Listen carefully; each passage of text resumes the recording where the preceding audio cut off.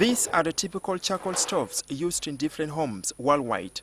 At this laboratory in Makerere University, they are tested in terms of fuel usage and emissions. This machine, called the Testo 350 Emission Analyzer, can measure up to 6 gases, including carbon dioxide and carbon monoxide in the stoves. This equipment helps us to know how much emissions and what kind of emissions are coming from the cook stove. And for that reason, we want to be able to know how we can reduce the amount of emissions that are emitted from the cook stove. Here, they are classified from tier 0 to 4, depending on the energy usage and emissions. The traditional stove is usually categorized in 2 tier 0, meaning that it saves, it consumes a lot of fuel.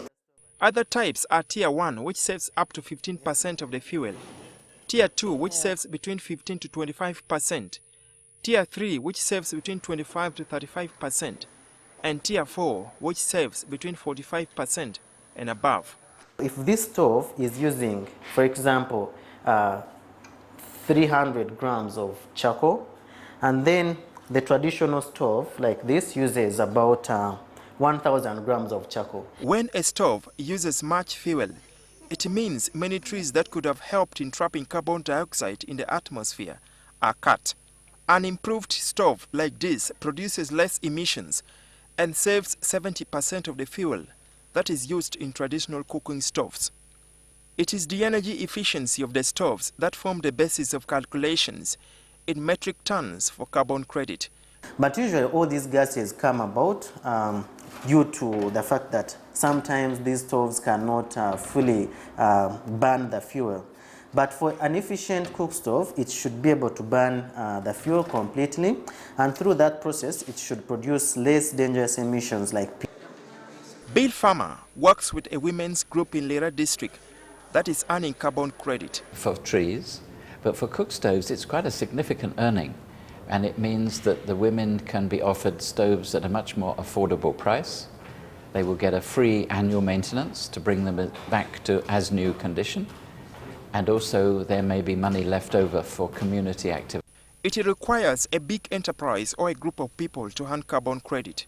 In Uganda, the Bujagale Hydropower Scheme is also earning carbon credit, which offsets close to 900,000 metric tons of carbon dioxide equivalent per annum. So it makes a very big contribution in terms of reducing the emissions of pollutions into the atmosphere. However, the biggest concern here is that few companies that are engaged in improved charcoal stoves or in forestry are trading in carbon. Also because most of our private sector and individuals who are interested in carbon trading, their volumes are very small. And the market goes for bigger volumes, and that is why you find that it's mainly projects from China, Brazil, India, and maybe South Africa.